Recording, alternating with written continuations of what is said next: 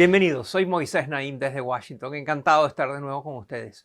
Hoy les traigo un programa especial. Voy a estar conversando durante todo el programa con la profesora Margaret Macmillan, canadiense, historiadora y una de las más reconocidas autoras, investigadoras sobre el tema de la guerra. Acaba de publicar un libro que fue seleccionado por el New York Times como uno de los 10 mejores libros del año 2020. Es un libro sobre su especialidad, la guerra. Resulta que la profesora Macmillan reconoce y documenta y se espanta y repudia los desastres de las guerras, pero también reconoce e identifica cómo algunas guerras tuvieron efectos positivos sobre la humanidad, sobre el área de la medicina, sobre el área de la salud y también de la economía a veces.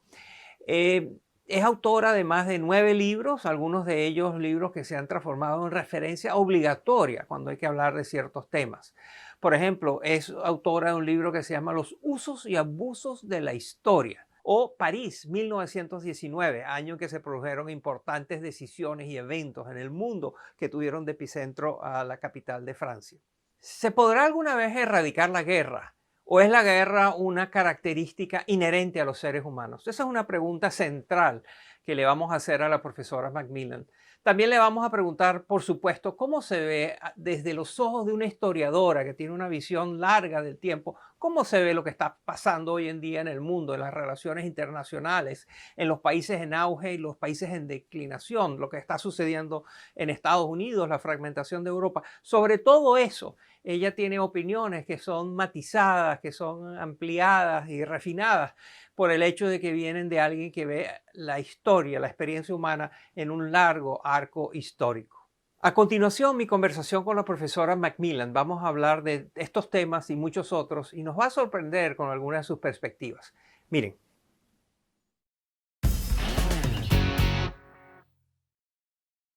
En su libro más reciente, que se titula Cómo las guerras nos han moldeado, usted argumenta que la guerra es parte inmanente, inevitable de la condición humana. Explíquenos eso. Mi definición de guerra es cuando un grupo organizado con metas políticas lucha contra otro grupo con metas políticas utilizando violencia. Y hasta donde sabemos, eso ha sido una característica de la sociedad humana desde la primera vez que comenzamos a organizarnos en comunidades. ¿Seguiremos teniendo esa característica en el futuro? Espero que no, porque las posibilidades de librar guerra ahora son mucho más terribles. Las armas son mucho más terribles y la posibilidad para la catástrofe es mayor. Sin embargo, en este momento seguimos teniendo muchísimas guerras en el mundo.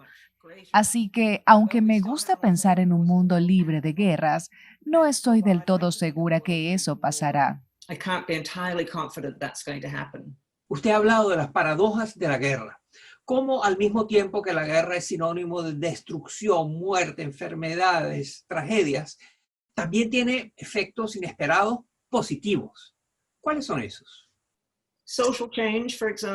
El cambio social, por ejemplo, o los avances en la ciencia y la tecnología.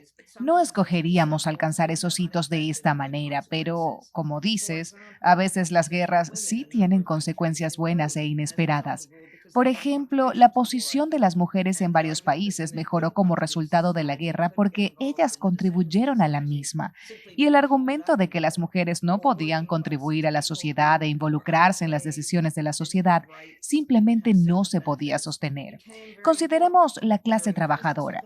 Esas personas que eran mal pagadas, que no tenían derechos, que no tenían días de enfermedad y que se hicieron muy importantes durante la Primera y la Segunda Guerra Mundial. Los gobiernos reconocieron que tenían que hacer algo para pagarles más y mejorar sus condiciones de trabajo. De lo contrario, no apoyarían la guerra. Otro ejemplo que siempre uso es el de la penicilina. Fue descubierta después de la Primera Guerra Mundial, pero producirla era muy cara. Luego comienza la Segunda Guerra Mundial y lo que tiende a ocurrir durante una guerra de esa escala es que de repente controlar el gasto público parece importar menos. Se gasta lo que se deba gastar para sobrevivir. La penicilina se convirtió en algo que tenía que ser producido para evitar que las tropas murieran y desde el fin de la guerra le ha salvado la vida a millones de personas.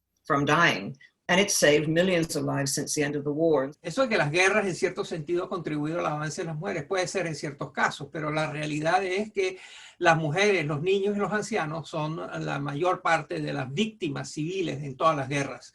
Son quienes pagan los mayores precios. Absolutely. Well, Thucydides, the Greek historian. Absolutamente. Bueno, el historiador griego Tucídides dijo que los fuertes hacen lo que pueden y los débiles sufren lo que deben. Y eso es lo que creo que le pasa a muchos civiles en la guerra. A menudo no tienen opción. Simplemente estaban en el lugar equivocado en el momento equivocado y se convierten en blancos de guerra. A menudo también han sido vistos como botines de guerra. Han sido capturados y utilizados como esclavos o para el trabajo forzado. Y las mujeres creo que sufren de maneras particulares.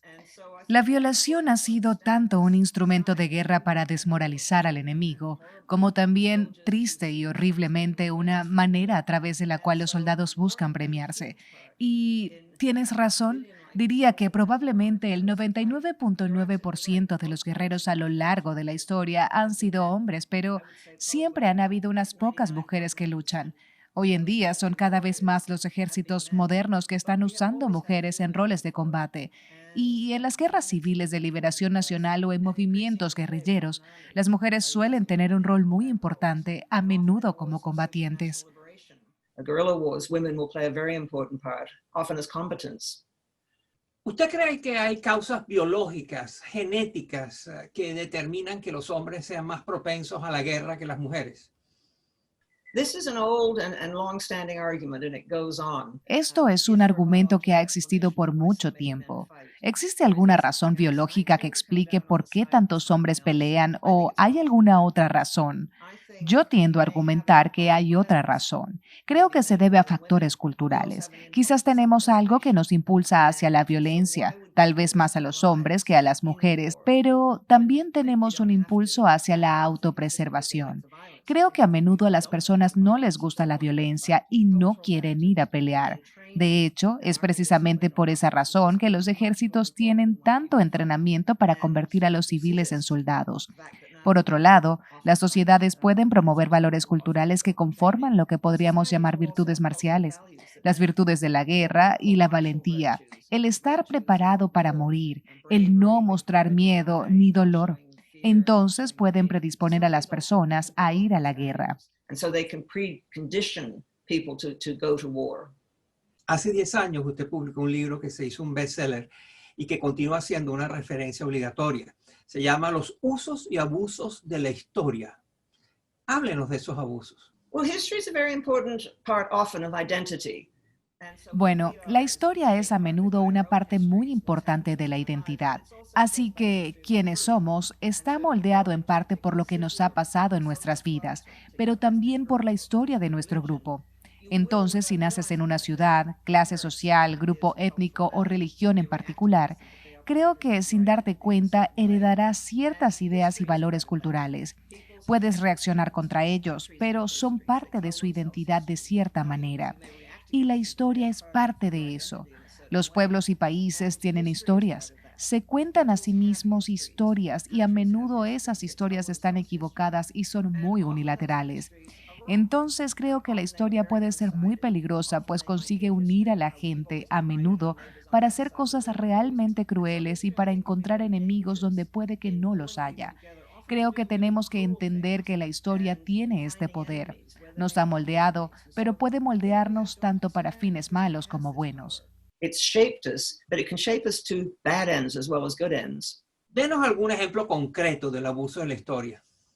Well, a standard example would be the German Nazis. Bueno, un ejemplo estándar serían los nazis alemanes. Hitler y los nazis promovieron una historia en la que los alemanes siempre habían sido los más valientes, la gente más belicosa en el corazón de Europa, la única gente que pudo derrotar a los soldados romanos durante la antigüedad. Ahora bien, esta era una historia muy mala porque en ese entonces no había un pueblo alemán. Había varias tribus diferentes de las cuales surgiría eventualmente un pueblo de habla alemana y finalmente en el siglo XIX una nación alemana. Pero la historia fue presentada como si siempre hubiese existido un pueblo alemán. siempre superior a los vecinos, siempre con enemigos, siempre con derecho a expandirse y conquistar a otros. Y esa historia fue una fuerza movilizadora muy poderosa que utilizaron los nazis. La otra forma en que usaron la historia fue para promover la idea de que Alemania había sido humillada a manos de los aliados al final de la Primera Guerra Mundial. Es decir, que Alemania había sido tan maltratada que estaba obligada a vengarse. Y este uso de la historia lo vemos una y otra vez. Ocurre en la actualidad. Bound to want to get revenge. And so we see this happening again and again. It's happening in the present day. ¿Cómo interpreta usted que estemos viviendo en un mundo donde la información está accesible, hay más información que nunca y al mismo tiempo hay más gente creyendo en mentiras y falsedades que nunca? We find some of these falsehoods comforting. Encontramos algunas de estas falsedades reconfortantes. Nos dicen que somos mejores que los demás o nos dicen que hemos sido victimizados. Y a veces esas falsedades pueden ser muy poderosas y ayudarnos a compensar lo que sentimos que es una injusticia. Por supuesto, ahora con la difusión de las comunicaciones electrónicas, existe una gran cantidad de información muy errónea y falsa y muchas mentiras. Creo que siempre hay un peligro con Internet de quedar atrapado en una determinada burbuja. Solo lees aquello que refuerza lo que ya crees y eso es peligroso porque como seres humanos debemos estar abiertos a otras ideas y otras formas de mirar el mundo. As human beings, we need to be open to other ideas and other ways of looking at the world. Usted ha dicho que la derrota de Donald Trump en las recientes elecciones de Estados Unidos es un síntoma de la declinación del populismo. ¿Puede elaborar eso, por favor? Well, I think a lot of us have been concerned about the rise of populism. And I define populism. Bueno, creo que a muchos de nosotros nos ha preocupado el auge del populismo y yo no defino el populismo como personas que apelan a un sentimiento popular. Eso es parte de la política democrática y así debería ser. El populismo, en cambio, nos define a nosotros, el pueblo, en contra de todos los demás. Y hemos visto en todo el mundo la elección de muchos líderes populistas. Bolsonaro en Brasil, Víctor Orbán en Hungría, el primer ministro Modi en India. Todos apelan a un sentimiento de resentimiento, apelan a la solidaridad grupal, acusan a otros que no están de acuerdo con ellos de no ser parte del grupo y de ser los enemigos del grupo. Hacen muchas promesas, pero una vez son elegidos, tienen que lidiar con el asunto de gobernar y cumplir. Y a menudo no pueden. Pensemos, por ejemplo, en las promesas que hizo Trump cuando fue elegido en 2016. Prometió construir un muro en la frontera con México. We will build a great wall along the southern border. Prometió lidiar con China, prometió mejorar la economía y todo tipo de cosas más, e hizo muy poco. Creo que lo mismo podríamos decir de los líderes populistas en países como Italia, de modo que la elección de Joe Biden es una señal de que hay un límite para el atractivo de la promesa populista. Y sospecho que muchos estadounidenses votaron por Biden porque querían poner fin a las políticas que dividían al país y también porque se desilusionaron con las promesas que hizo Trump y que no cumplió. And also they've become disillusioned with the promises that Trump made that he hadn't kept. ¿Usted cree que los líderes populistas son más propensos a ir a la guerra? Not necessarily. I mean, what populist leaders want, presumably. No necesariamente. Lo que presuntamente quieren los líderes populistas es mantenerse en el poder e ir a la guerra. No es necesariamente una buena manera de mantenerse en el poder. Pero el populismo sí busca enemigos. Si te deshaces de los enemigos en casa, tiendes a buscar enemigos en el exterior. Víctor Orbán ha buscado enemigos dentro de Hungría, pero ahora comenzará a buscar enemigos entre sus vecinos. Hitler suprimió a cualquier enemigo dentro de Alemania, prácticamente para 1939, pero quería más. Y creo que en su caso siempre contempló ir a la guerra. No creo que los líderes populistas tengan que ir a la guerra, pero están constantemente buscando enemigos. But I think they are constantly searching for enemies. Hay nuevas tecnologías militares que han disminuido el costo de las guerras, tanto en inversión de dinero como en pérdidas humanas. ¿Usted cree que eso va a cambiar la disposición de los líderes a ir a la guerra? I think there are a number of things in what you say.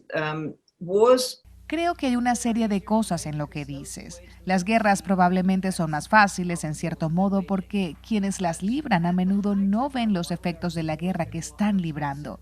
Pero en términos tecnológicos, yo diría que la guerra se está volviendo mucho más cara.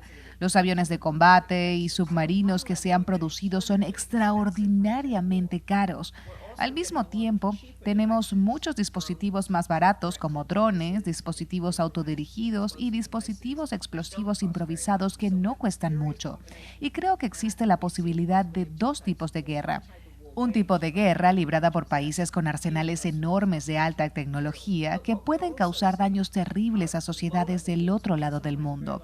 Y también estamos viendo guerras de bajo nivel que de alguna manera se parecen mucho a las guerras de los siglos XIX y XX. Son personas en el campo de batalla con armas no muy sofisticadas que han existido durante 20, 30 o 40 años, o a veces ni siquiera usan armas. Recientemente en Mozambique hubo un conflicto y se usaron machetes. I mean, recently in Mozambique, there was fighting and they were using machetes. Esto que usted llama guerras de baja intensidad forman de un patrón más amplio. Al terminar la Guerra Fría, cuando cayó el muro de Berlín, empezaron a disminuir el número de conflictos armados entre países y aumentaron el número de conflictos armados dentro de países, insurrecciones, guerras civiles, violencia entre grupos étnicos, etc. ¿Usted cree que esa tendencia va a continuar? Yeah. No, I agree absolutely. I think that what we've seen Sí, estoy de acuerdo, completamente. Creo que lo que hemos visto desde el fin de la Guerra Fría son estados fallidos que han fracasado porque las personas que vivían allí no podían vivir juntas o porque el Estado fracasó y a la gente le tocó cuidarse por sí sola. Y hemos visto guerras en las que los fuertes triunfan. Se trata de personas en zonas específicas del país que son particularmente despiadadas y que lideran una banda de gente que inflige miseria. Estas guerras dejan grandes cantidades de víctimas, generan grandes cantidades de refugiados y, por supuesto, a menudo se involucran potencias extranjeras que terminan apoyando a un lado del conflicto para avanzar su propia agenda. Es lo que pasó en Siria, es lo que está pasando en Yemen y hace que sea bien difícil poner fin a estas guerras. and it makes these wars very difficult to end. Usted es una aguda observadora de la realidad internacional, de la política, la economía, las relaciones internacionales. Con base en ese conocimiento y con base en el conocimiento que usted tiene de la guerra, ¿cuáles son algunos de los lugares del mundo donde usted espera que estallen guerras en el futuro próximo? I expect them to erupt in countries where there are unresolved political issues which Preveo que estallen en países donde hay problemas políticos sin resolver que alcanzan un punto en el que las personas deciden dejar de hablar y comenzar a pelear. Es lo que parece estar ocurriendo en Etiopía en este momento. Preveo que surjan donde haya tensiones y conflictos locales que por diferentes razones involucran a potencias extranjeras.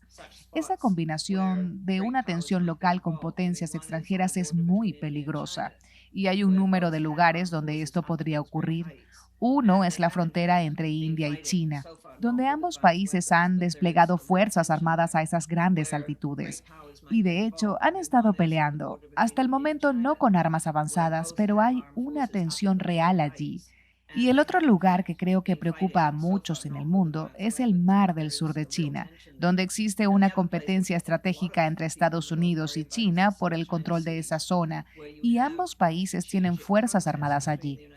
El peligro creo que siempre es que ocurra algún error o que por accidente choquen o que haya algún incidente y luego los gobiernos enfrenten dificultades para aplacar la situación, pues los gobiernos a menudo son impulsados por la opinión pública hacia tornarse más conflictivos y beligerantes de lo que quisieran ser. more confrontational and more belligerent than they might want to be. La doctora Margaret Macmillan es una de las historiadoras más reconocidas del mundo. Se centra en estudiar las guerras del pasado, del presente y del futuro. Gracias por estar con nosotros, doctora Macmillan. It's been a great pleasure to talk to you, and thank you very much.